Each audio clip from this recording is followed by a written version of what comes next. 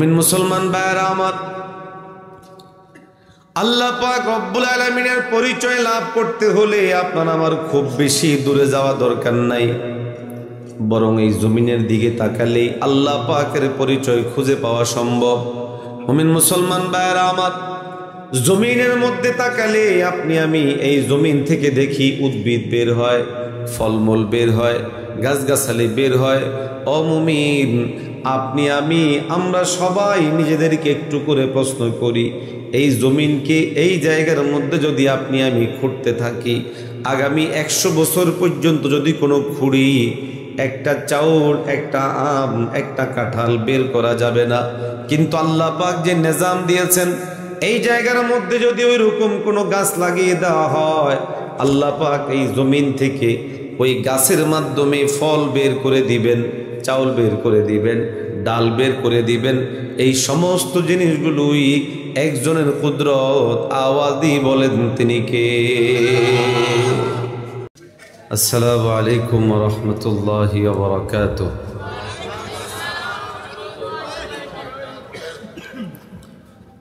আলহামদুলিল্লাহ, আলহামদুলিল্লাহি ওয়া কাফা ওয়া সালামুন আলা ইবাদিহিল্লাযীনা ইসতাফা। أما بعد فقد قال الله تبارك وتعالى: أعوذ بالله من الشيطان الرجيم. بسم الله الرحمن الرحيم. أفلا ينظرون إلى الإبل كيف خلقت وإلى السماء كيف رفعت وإلى الجبال كيف نصبت وإلى الأرض كيف سطحت. وقال تعالى: إن في خلق السماوات والأرض واختلاف الليل والنهار لآيات لأولي الألباب.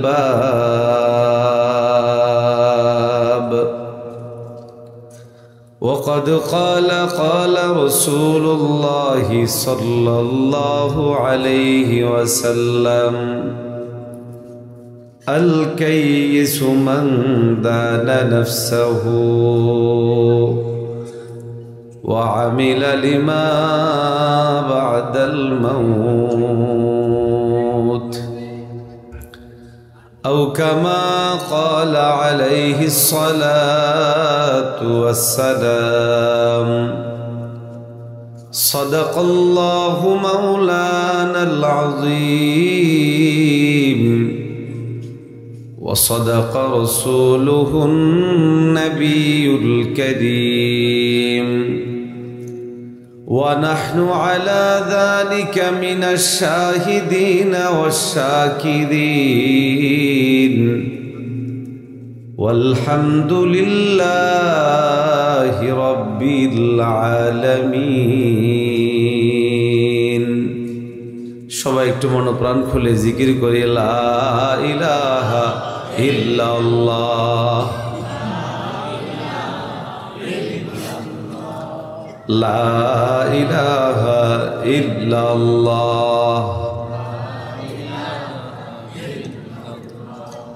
লা ইলাহা ইল্লাল্লাহ, লা ইলাহা ইল্লাল্লাহ,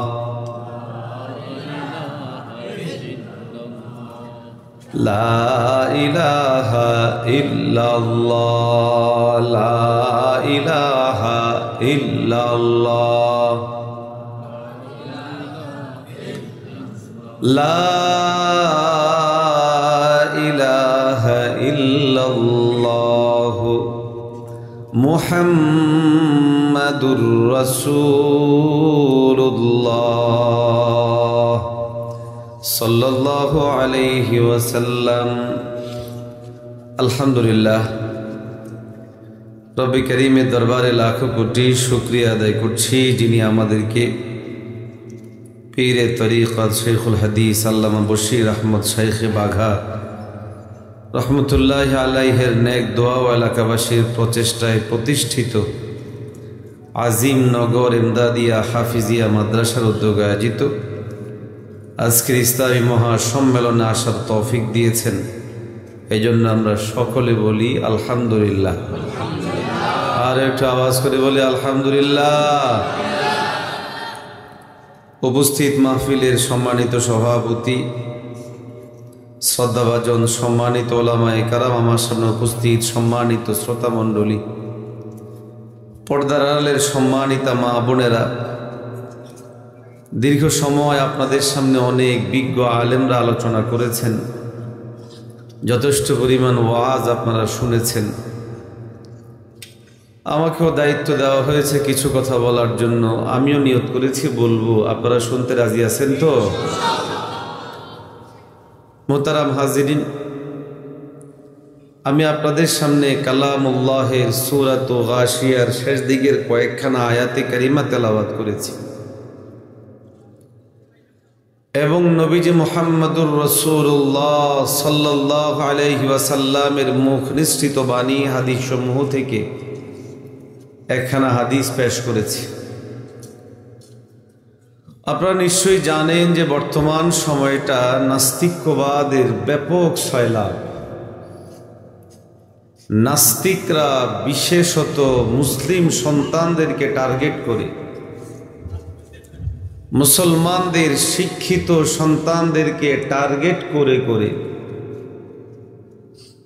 তারা বেঈমান বানানোর জন্য চেষ্টা করে। নাস্তিকদের মূল টার্গেট হলো মানুষদেরকে আল্লাহ থেকে বিমুখ করা, আল্লাহর মারেফত যেন মানুষের হৃদয়ে না থাকে, এই জন্য তারা বিভিন্ন ধরনের যুক্তি তর্ক মানুষের সামনে এনে পেশ করে। কেউ কেউ এমন আছে যারা আল্লাহর অস্তিত্ব নাই এই কথা প্রমাণের জন্য মানুষদের সামনে বিভিন্ন যুক্তি, বিভিন্ন তর্ক, বিভিন্ন দলিল উপস্থাপন করে উম্মতের অনেক যুবকদেরকে বিভ্রান্ত করে, বিচ্ছুত করে এবং বেঈমান বানানোর চেষ্টা করে। এই প্রক্রিয়া সমাজের মধ্যে আছে না নাই? এই জন্য আমি এই বিষয়টা নিয়েই আপনাদের সামনে কিছু কথা বলার উদ্দেশ্যে সূরা গাশিয়ার এই আয়াতে কারিমা তেলাওয়াত করা। মুরতাদদের, নাস্তিকদের টার্গেট হলো আমাদেরকে আল্লাহর থেকে দূরে সরাবে, আল্লাহর পরিচয় লাভকে, আল্লাহর পরিচয় প্রাপ্তিকে দুর্গম করে তুলবে, কষ্টকর করে তুলবে।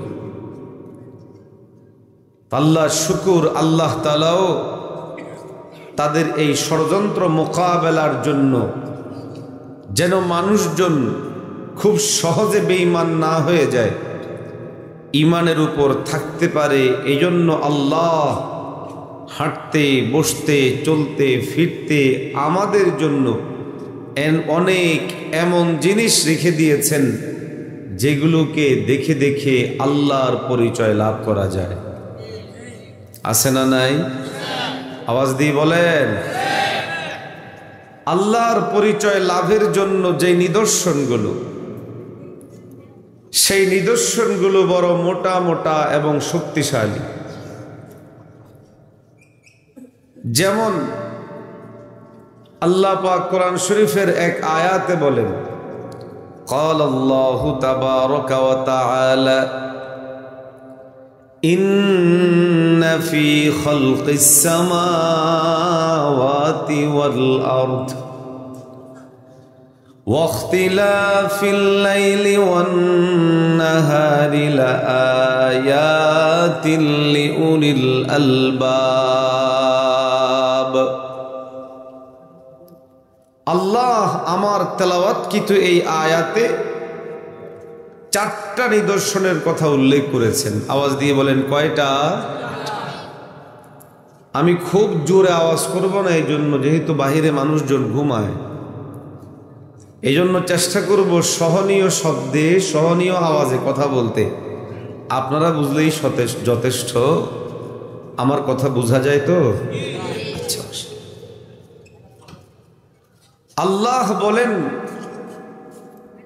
4টি জিনিসের কথা উল্লেখ করে, 1 আসমান, 2 জমিন, 3 দিন, 4 রাত।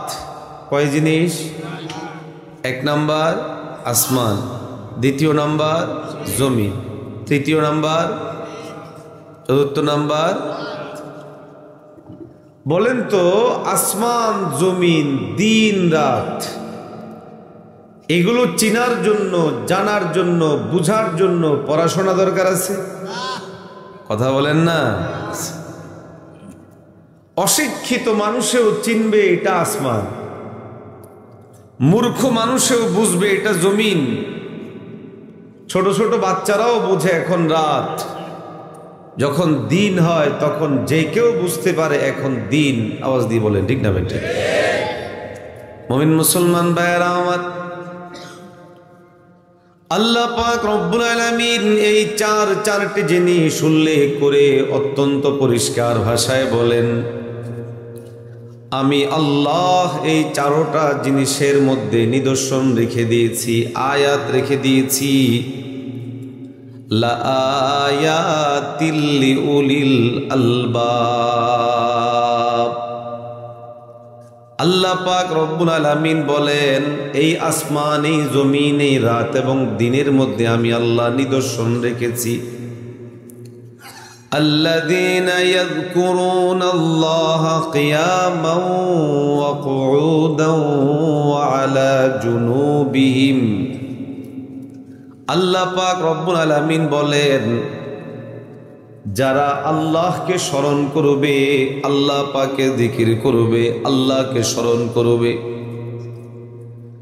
তারা তাদের হাঁটায় আল্লাহকে স্মরণ করবে, বসাবস্থার মধ্যেও আল্লাহকে স্মরণ করবে, শুয়েও আল্লাহকে স্মরণ করবে।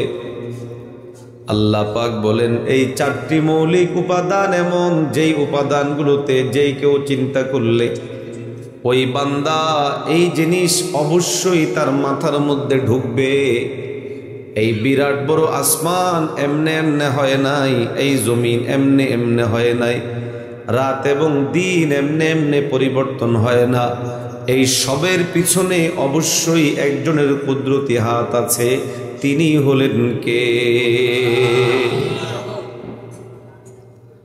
ওরা আমাদের সন্তানদেরকে বেঈমান বানানোর জন্য বিভিন্ন তথ্যপাত্য দেয়, চিকন চিকন কৌশল করে করে সেখানে বিভিন্ন তথ্য দেওয়ার চেষ্টা করে।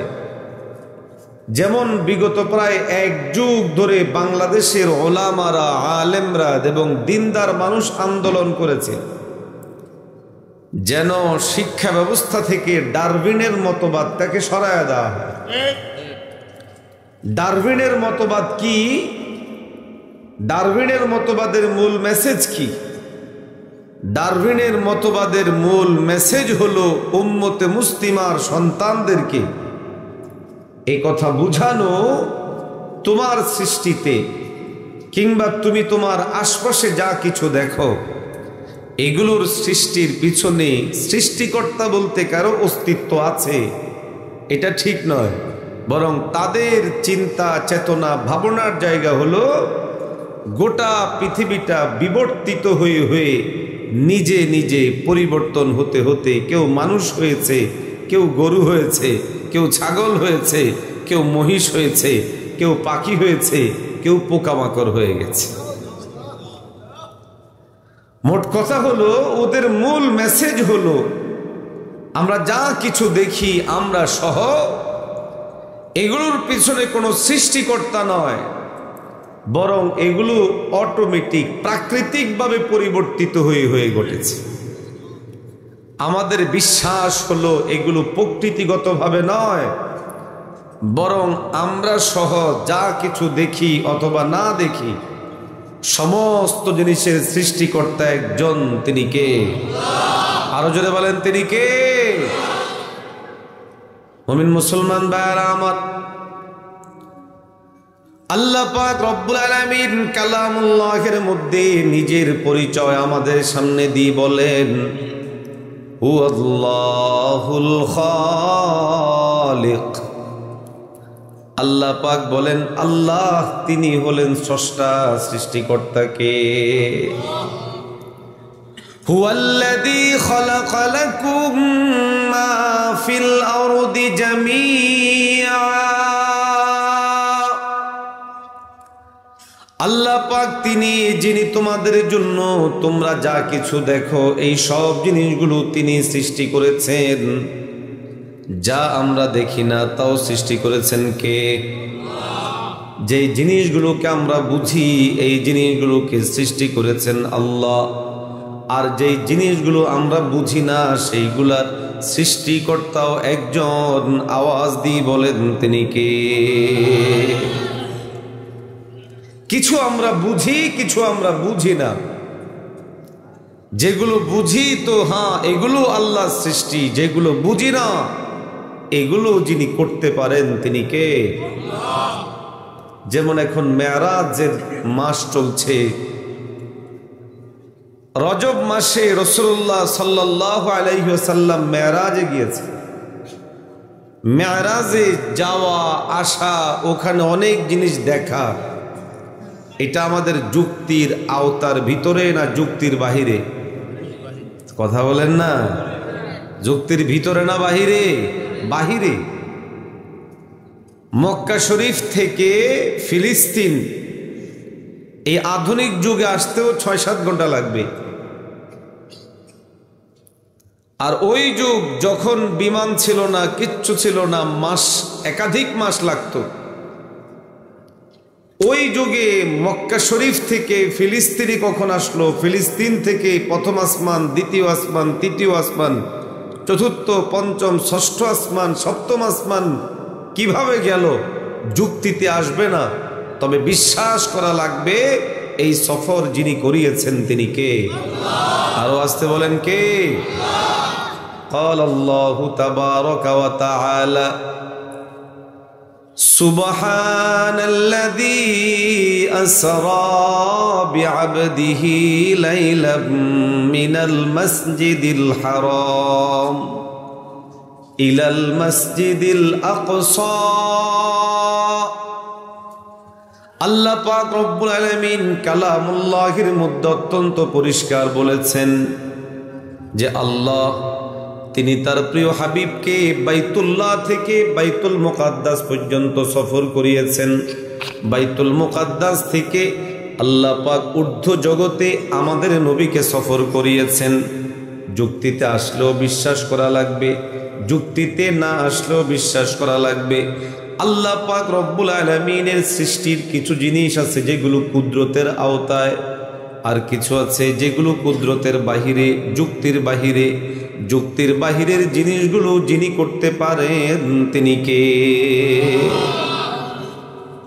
এই আসমান এটা টিকে থাকা আপনার আমার যুক্তিতে আসবে না।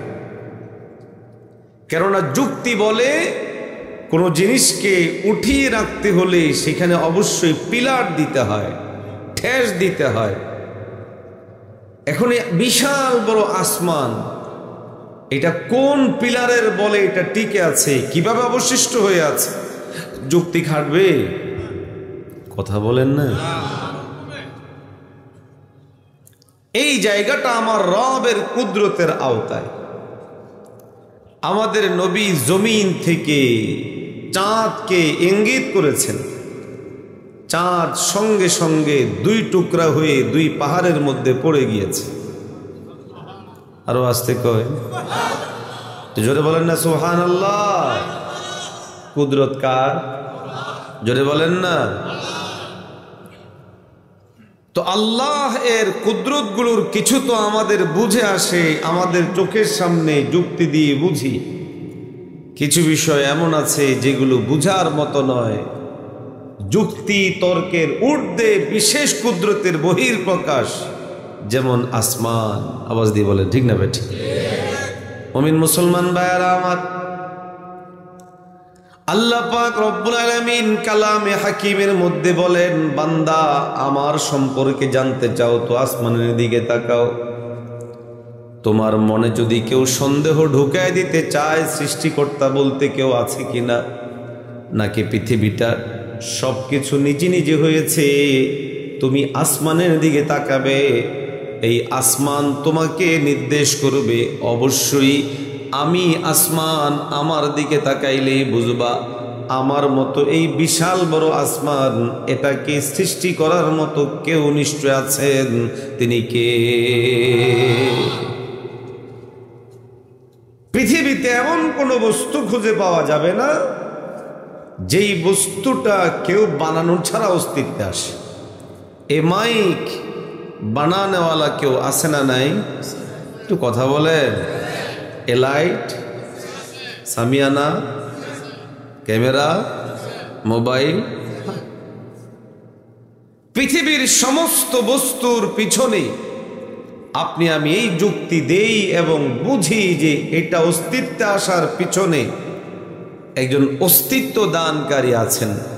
মাইকের অস্তিত্ব দানকারী কেউ না কেউ, মোবাইলের অস্তিত্ব দানকারী কেউ না কেউ, লাইটের অস্তিত্ব দানকারী কেউ না কেউ, এই বিল্ডিং বানানোওয়ালা কেউ না কেউ। এভাবে আপনি আমি পৃথিবীর সমস্ত জিনিসের অস্তিত্বে আসার পিছনে খুঁজি এটা কে বানাইলো, কারা বানাইলো। ও মুসলমান, আল্লাহর পরিচয় লাভেরও সহজ দুটো উত্তর। আমাকে কে বানাইলো? আসমান কে বানাইলো? জমিন কে বানাইলো? আমার বাবা বানিয়েছে? না। আমার স্যার বানিয়েছে? না। আমার হুজুর বানিয়েছে? না। কে বানিয়েছে?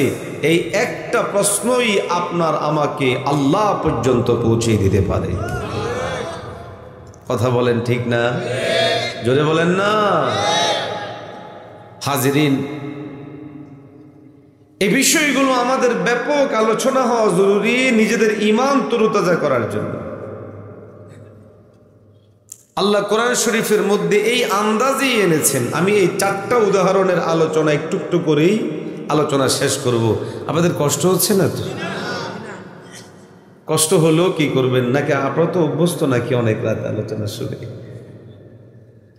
আমি অবশ্য এত রাতে অভ্যস্ত না, এই জন্য আমি চেষ্টা করছি আওয়াজকে একটা লিমিটে রাখার জন্য, যেন আপনাদের বিরক্তি না হন। বিরক্ত হচ্ছে না তো আমার কোনো আওয়াজ? মশা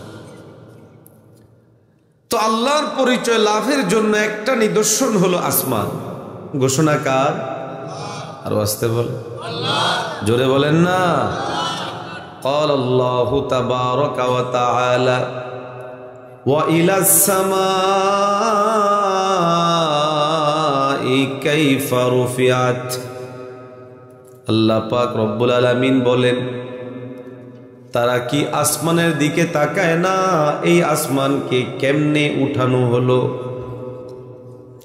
সূরা কিয়ামার মধ্যে রব সূরা গাশিয়ার মধ্যে আল্লাহ বলেন ওয়া ইলাস সামাই কাইফা রুফিআত।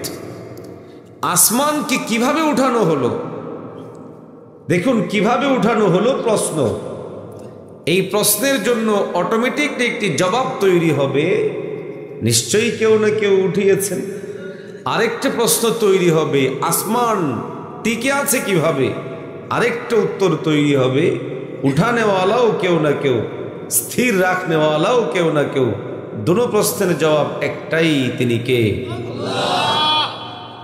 প্রশ্নটা কত সুন্দর। আমাদের মাথার উপর সামিয়ানা কিসের বানানো? কাপড়ের। গোটা সামিয়ানা মিলে 10 কেজি হবে কিনা সন্দেহ আছে। অথবা ধরেন হলো 10 কেজি অথবা 20 কেজি অথবা 1 মণ। এই 1 মণ 40 কেজির একটা কাপড়ের সামিয়ানাকে টিকিয়ে রাখার জন্য কতগুলো পিলার লাগানো হয়েছে, কতগুলো খুঁটি গাড়তে হয়েছে, কতগুলো মানুষ এর পিছনে কাজ করতে হয়েছে, কত সময় ধরে কাজ করতে হয়েছে। মিনিমাম 1 দিন সময় লেগেছে। গতকাল রাত থেকে হয়তো শুরু হয়েছে, আজকে মাহফিল শুরু হওয়ার আগ পর্যন্ত এটা কমপ্লিট হয়েছে।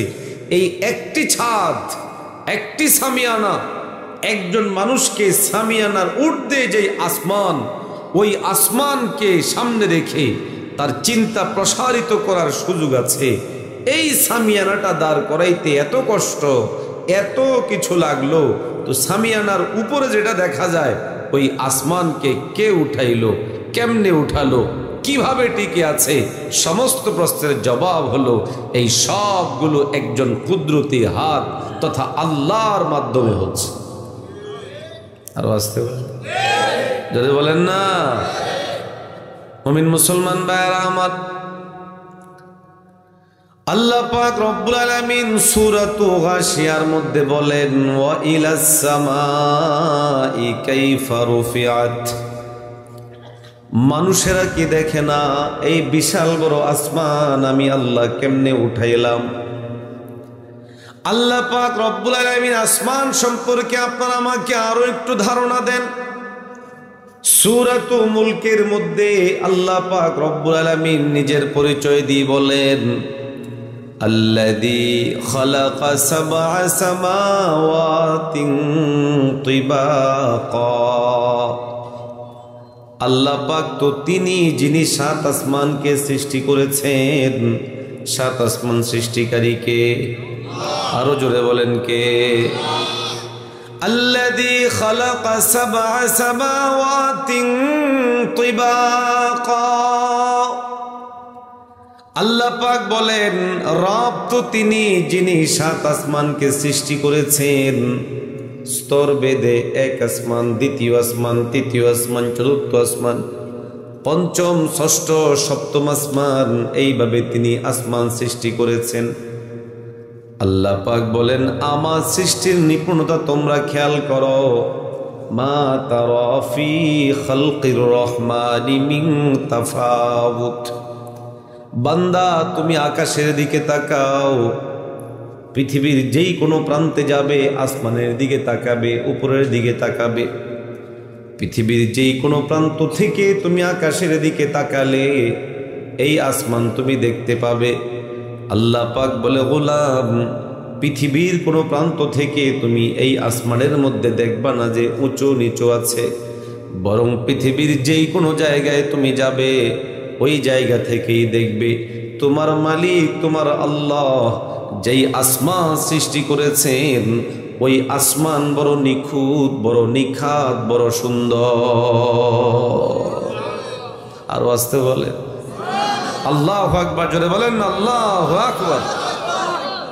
মা তারা ফি খালকির রহমানি মিন তাফাউত।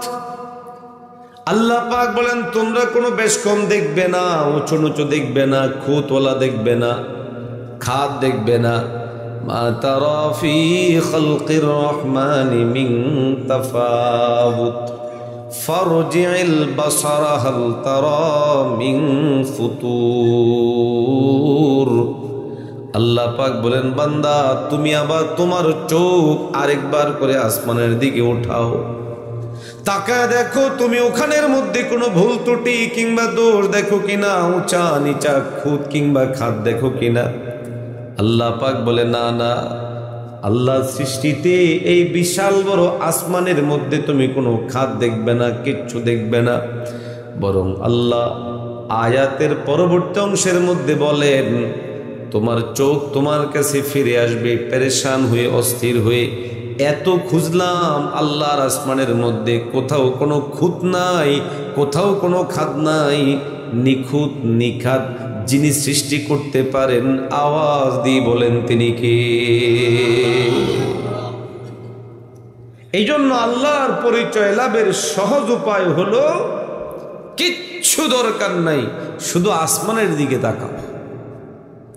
বিশাল আসমান কে সৃষ্টি করে? এত বিশাল আসমান কিভাবে সৃষ্টি করলো? এটা টিকে আছে কিভাবে? অবশিষ্ট আছে কিভাবে? কিভাবে সম্ভব? আপনি আমি যখন দিলের মধ্যে এই প্রশ্ন তৈরি করব, দেমাগের মধ্যে প্রশ্ন নিব, তো যাদের দিল, যাদের দেমাগ হেদায়েতের উপযুক্ত, অটোমেটিকলি সমস্ত পর্দা সরে গিয়ে তার সামনে উত্তর চলে আসবে। হ্যাঁ এই আসমানের পিছনে অবশ্যই একজন সৃষ্টিকর্তা আছেন। তিনি কে? আওয়াজ দিয়ে বলেন, তিনি কে? দ্বিতীয় উদাহরণ, আল্লাহ বলেন জমিনের দিকে তাকাও। জমিন এটাও আল্লাহকে চিনার একটা অন্যতম উপাদান, উপায়। বলুন, জমিন চিনা সহজ না কঠিন? যদি বলেন না, এই যে জমিন, এই যে মাটি, আল্লাহ পাক কালামে হাকিমের মধ্যে বলেন ওয়া ইলাল আরদি কাইফা সুতিহাত। আল্লাহ পাক বলে, বান্দা জমিনের দিকে তাকাও, এই জমিনকে কেমনে বিছানো হলো। জমিনকে বিছাইছেন কে? আরো আস্তে বলেন, আরো জোরে বলেন।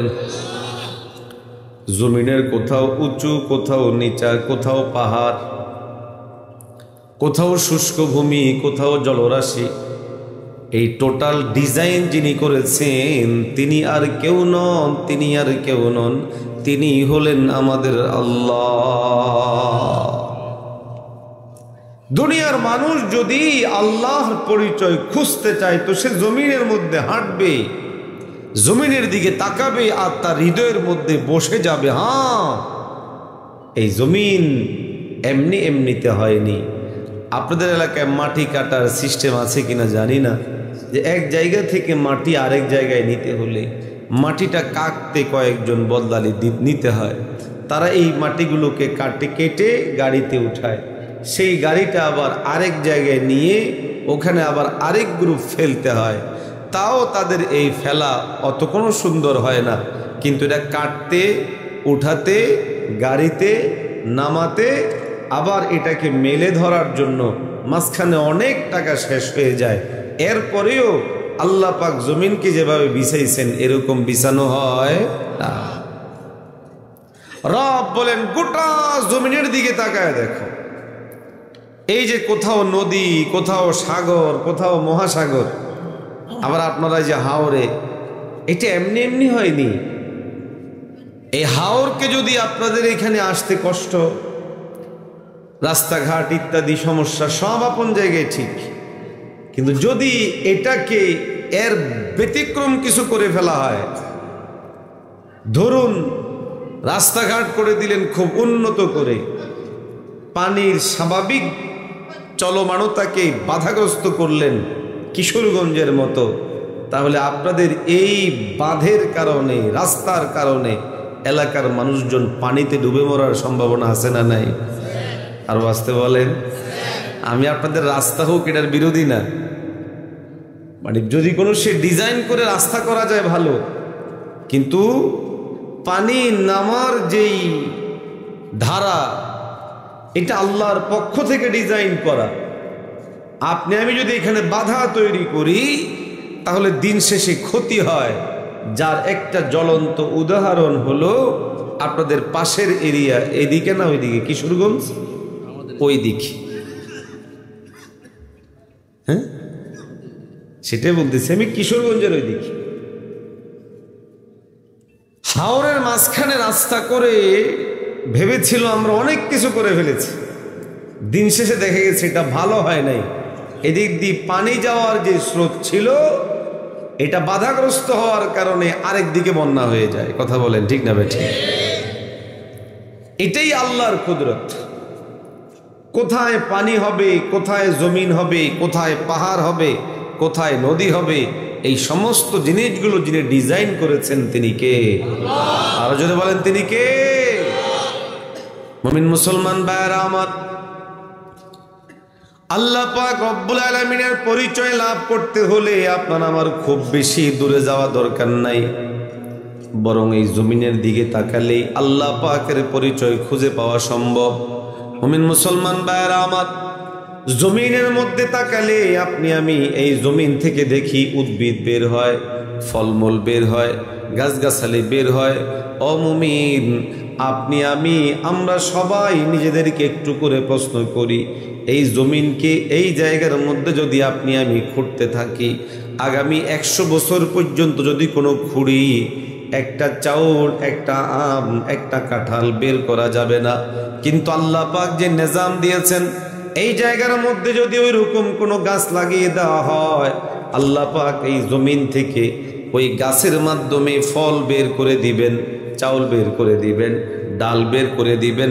এই সমস্ত জিনিসগুলোই একজনের কুদরত। আওয়াজ দিয়ে বলেন তিনি কে?